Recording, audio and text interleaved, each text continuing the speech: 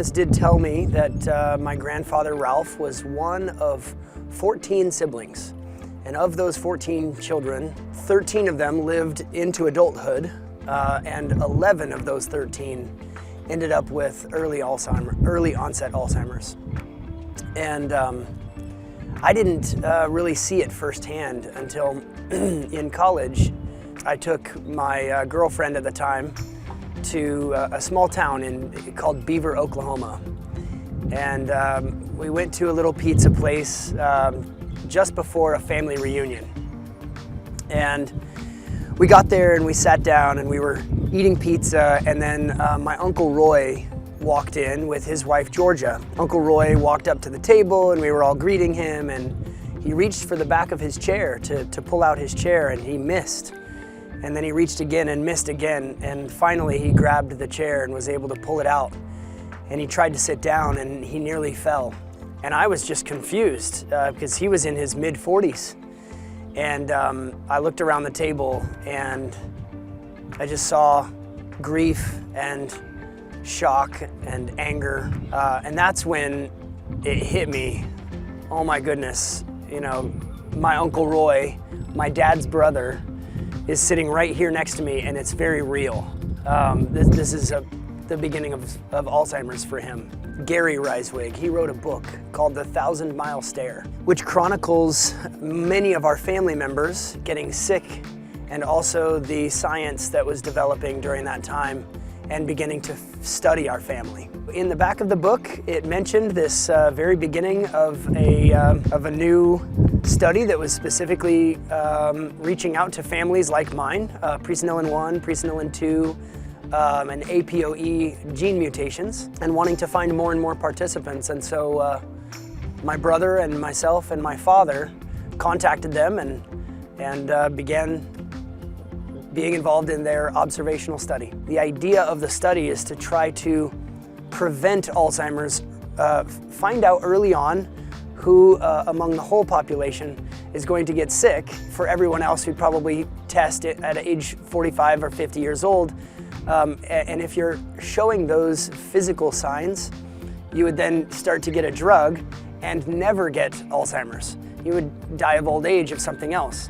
And so the idea is to actually prevent the onset of Alzheimer's, because once you have symptoms, it's too late. It's like letting the small campfire has now already become a forest fire, and it's too late at that point. I've been in the study for 13 years, and a few years ago we switched to being on active drug or placebo. And at the end of that portion, we found out that one of the drugs was very effective and the other was not. And so they took that very effective drug and they said, well, we need a few more years, but we need everyone to be on active drug, no more placebo.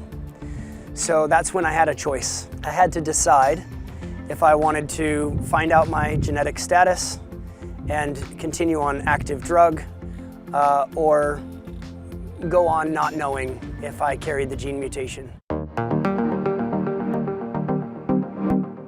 Got the call from the genetic counselor. I mean, it was the worst phone call you ever get, other than losing a child. I found out that I was positive with the gene mutation, and you know, I was 42, and my average, the average age of onset in my family is 47.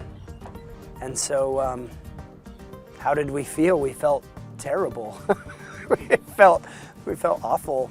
Just a really powerful time of grief and crying and wailing and being upset and punching the pillows. But that's kind of the beautiful thing about time, is you just wear out. You know, you cry and cry and cry, and eventually you have no more tears, and then you get hungry and have to go out to dinner. So. We went out to dinner and discussed what we wanted to do with the rest of my days.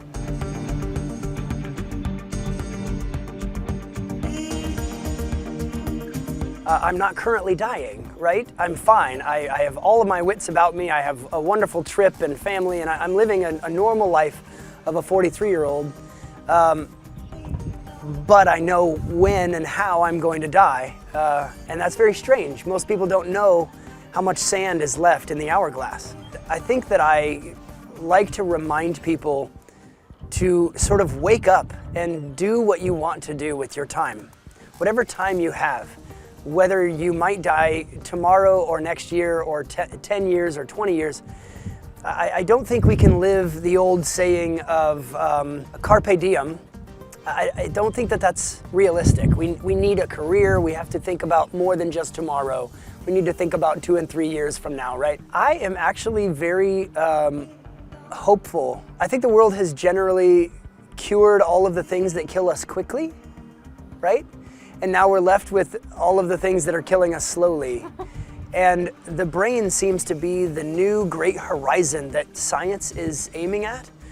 And if there's one thing I would ask all of science and the general public to realize is that Alzheimer's is not normal aging. It's not a normal part of aging. It is a disease. My father died of Alzheimer's at 66, my uncle at 54, and my grandpa when I was 1. And it's a disease that therefore we can treat. We can figure it out.